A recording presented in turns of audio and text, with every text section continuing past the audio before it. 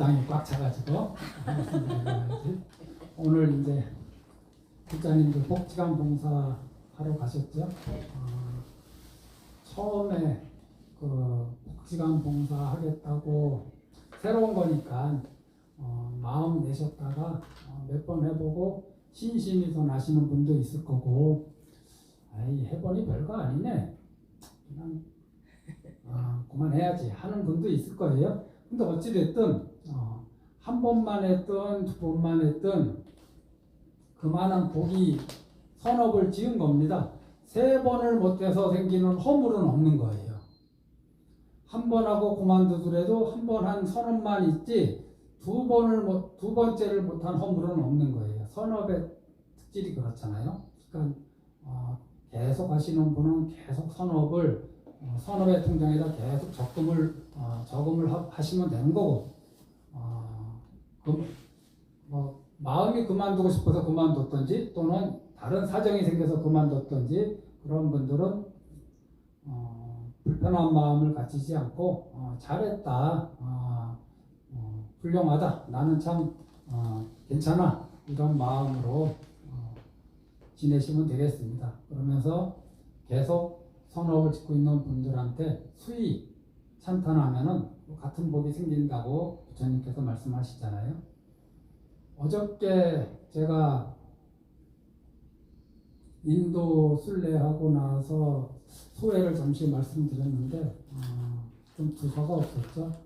제가 늘 말하는 게 원고 없이 말하니까 두서가 없지만은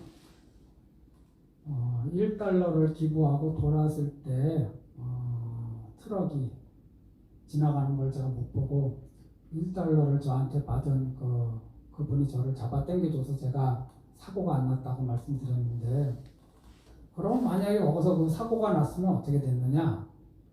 그럴 때 많은 사람들은 그렇게 생각할지 몰라요. 1달러를 주지 않았으면 이런 일이 생기지 않았을 거다. 그곳에 내가 가지 않았으면 그런 일이 생기지 않았을 거다.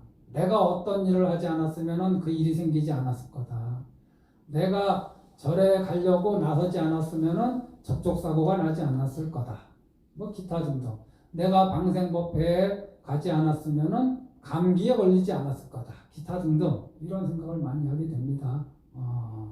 아무 일도 일어나지 않으면 그 일에 대해서 기쁘고 행복한 마음이 채워지지만은 선한 일을 하려다가 그 가정에 어떤 불미스러운 일이 일어났으면은 내가 좋은 일을 하려다가 이런 일을 당하네, 이런 재앙을 맞네. 그러니까 이게 이제 인가가 막 복잡해지고 헷갈려지는 거예요. 예전에 하엄살림 법회할 때 노보살님이 돌아가셨는데 그때 많은 분들이 참 잘 돌아가셨다 그랬어요. 평생 불자로 살면서 절에서 법문 듣다가 돌아가셨으니 얼마나 좋은 일인가. 가만히 놓고 보면은 그때 제가 사고가 났어도 선업을 막 짓고 다른 업을 짓지 않고 오로지 그 선업만 충만할 때 죽으면 그것도 괜찮은 거지. 다른 생각할 틈도 없이 다 인연에 따라서 그분이 나를 도와준 것도 내가 그분을 도와준 것도 인연이지 않겠나. 거기에 다른 군더더기 생각을 붙일 필요가 없겠다. 이런 생각을 합니다. 왜냐하면은 절에 오래 다니시거나 교회에 오래 다니시거나 또는 무슬림 같은 그런 다른 종교를 오래 믿었는데도, 정말 신심으로 믿었는데도 저쪽 나라 같은 경우는 자기가 믿는 종교를 정말 진심으로 믿는 분들 많거든요. 하루 몇 번씩 기도합니다. 해가 뜨는 쪽으로. 그런데 그렇게 기도했음에도 불구하고 아침에 애들 손을 잡고 있었는데 점심에는 죽은 애의 손을 잡고 있고 저녁에는 또 다른 죽은 애의 손을 잡고 있는 경우가 생길 수 있잖아요. 그럴 때 그분들이 평생 내가 믿어온 이 종교가 과연 의미가 있느냐, 이런 생각하실 수 있죠. 또 종교를 열심히 믿었는데 갑자기 가세가 기울어서 잘 살다가 못 살거나 건강하게 지내다가 건강검진 받았는데 갑자기 뭐 큰 병이 생겼다고 하거나 뭐 여러 가지 일들이 생길 수 있죠. 자식한테 갑자기 안 좋은 일이 생기거나 배우자한테 안 좋은 일이 생기거나 그러면은 내가 지금까지 한 게 뭔가 회의가 들 수 있습니다.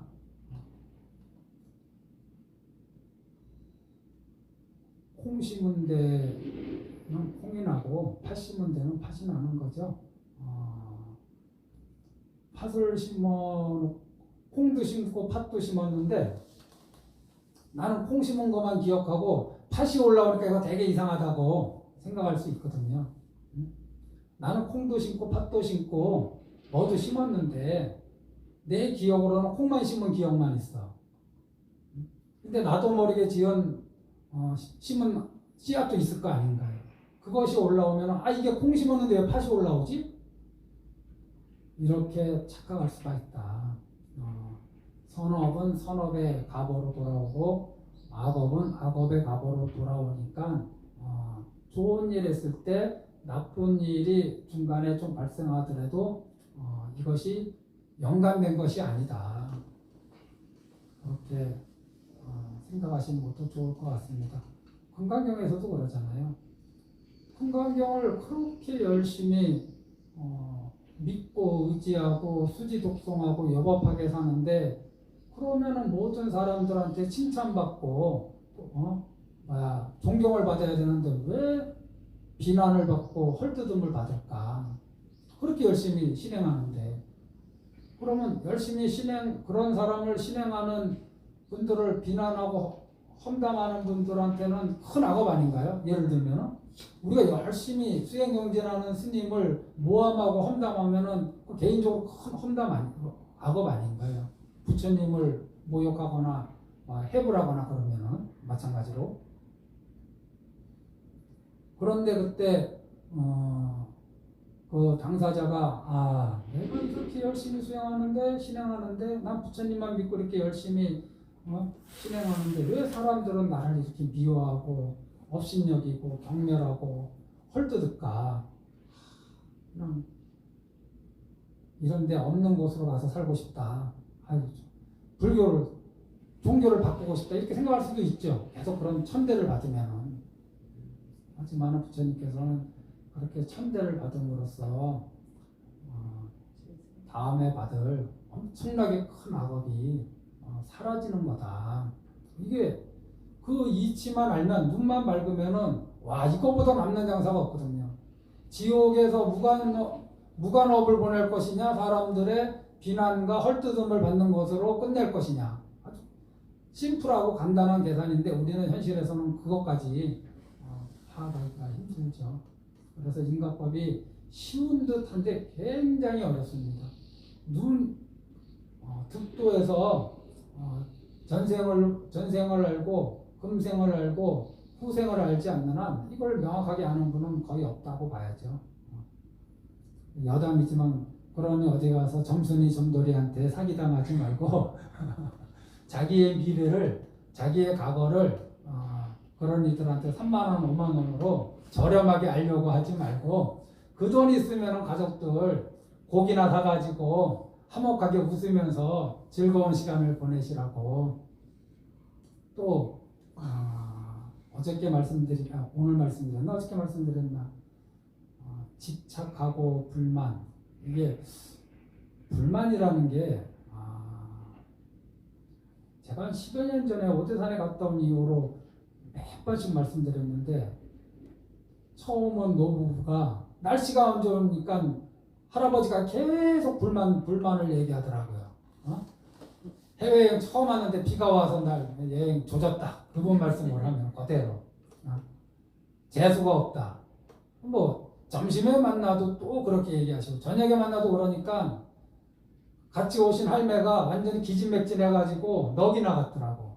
주변 사람들은 아예 그 할아버지 근처에 가지도 않고. 그러니까 그 할아버지는 자기 기분 나쁜 감정을 다른 사람들이 또 이해해 주지도 않고 받아들이지도 않으니까 더 뿔났겠지. 응? 거기서 갑자기 왕따가 돼버렸으니까. 그러니까 더 심술 부리는 것 같더라고요.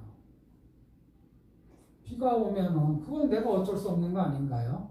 비 오는 가운데 내가 누릴 수 있는 거 누리고 갚을 수 있는 거 갚으면 되는 거 아닌가요? 오대산까지 왔으니까 비가 온다. 그러면 뭐 우산 좀 챙기고 비옷 좀 챙기고 그렇게 해서 살살 다니면서 참 좋구나. 여기가 옛날에 문수보살님이 머무시던 곳이구나. 여기가 통도사를 세우신 자장율사가 다녀가신 곳이구나. 아이고 참 잘 왔다. 이렇게 얼마든지 생각할 수 있는데 다니는 곳곳마다이나 얼굴 인상 쓰면서 자기 마음에 날씨가 마음에 안 든다고 이 불만이 전염되면 사람들 다 기진맥진하게 만듭니다.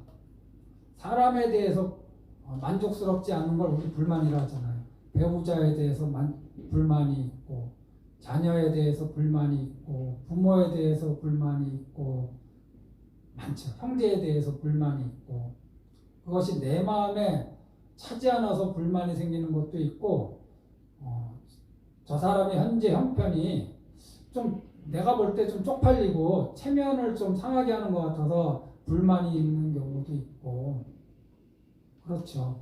집착도 그래요. 집착은 어떤 형상으로 나타나느냐 제가 살아보니까 이렇게 했으면 좋겠다라는 마음으로 나타나더라고요. 이런 식으로 이런 쪽으로 갔으면 좋겠다. 이런 식으로 말했으면 좋겠다. 이런 삶의 태도를 취했으면 좋겠다.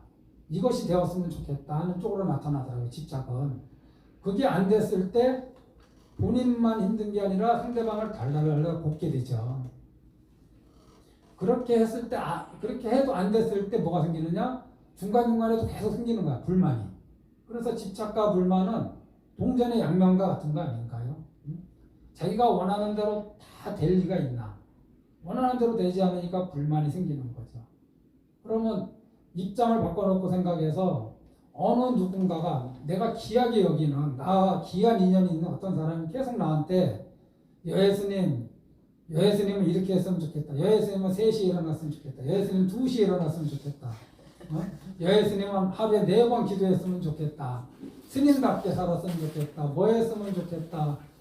끊임없이 저한테 뭐를 요구하는데 제가 그분 기대를 다 채워줄 수 없잖아요. 저는 그냥 제 인생 살아가는 건데 그러면은 나는 그분을 보면 불편할 거라. 그분이 절에 왔다 그러면 난 내 방에서 안 나올 것 같아요. 카톡 보내서 가셨어요? 그러면 이제 쓱 내려가 보고 너무 나를 달달달달 볶는다면 그럼 그분은 또 자기 뜻대로 안 해주는 나에 대해서 불만이 쌓일 거고 또 다른 스님과 비교해서 저쪽 절의 스님은 참 이렇고 저렇고 해서 참 좋은데 우리 절 스님은 왜 이럴까 하면서 계속 불만을 표시할 거예요. 이게 모든 자기 삶에 큰 나쁜 영향을 끼친다. 내 주변에서 일어나는 일, 내 주변에서 살아가는 사람들은 날씨와 같아요. 제가 생각할 때는 그래요. 날이 좋을 때도 있고 흐릴 때도 있고 비가 올 때도 있고 눈이 올 때도 있고 바람이 불 때도 있어. 그거 내 마음대로 되지 않아요. 비가 오면은 내가 나갈까 말까 그것만 선택하면 되는 거예요. 우산을 못 챙겨서 나갔는데 비가 왔어. 그러면 내가 돈을 들여서 우산을 살까? 집에 우산 있는데 그냥 비 맞고 갈까? 그것만 결정하면 되는 거거든요. 그 상황에 맞춰서 어떻게 살 것이냐. 저는 그게 나반존자님 기도하는 그게 지혜라고 생각합니다. 이렇게 됐으면 좋겠다라고 생각하는 게 아니라 그 상황에 맞춰서 유연하게 대처하는 거. 내 생각, 내 관념을 내려놓고 그냥 유연하고 부드럽고 자연스럽게 상황에 순응하면서 그러면서도 무슨 순종하거나 무슨 소극적인 인생이 아니라 얼마든지 적극적이면서도 긍정적이면서도 이렇게 여유롭게 살 수 있는 길이 있지 않을까. 바뀌지 않는 남편이 문제가 아니라 그것을 계속 요구하고 불만을 가지는 내 마음을 돌이켜봐라. 내 마음대로 되지 않는 자식을 보고 계속 뭔가를 요구하거나 불만을 갖지 말고 그런 자식을 내가 어떻게 다시 바라봐야 되는가. 자기 마음을 봐라. 이게 이제 불교가 우리한테, 부처님이 우리한테 알려주는 가르침의 핵심 아닌가요? 눈이 오면 옷 따뜻하게 입고 모자 쓰고 나가면 됩니다. 그러다가 날이 풀려서 더워지면은 겉옷 벗으면 돼요. 에이, 두꺼운 옷 입고 나왔는데 날이 풀려가지고 뭔 일이야 이게. 그러실 필요가 뭐가 있어요. 이렇게 또 한마디 한마디 하다 보니까 지나갔습니다. 말을 길게 하면은 난삽해지니까 여기서 멈추고 이따 또 금강경 독송할 때 또 몇 마디 말씀드리겠습니다. 예, 멀리 계신 분, 가까이 계신 분 모두 건강하시고 행복하십시오. 예, 고맙습니다.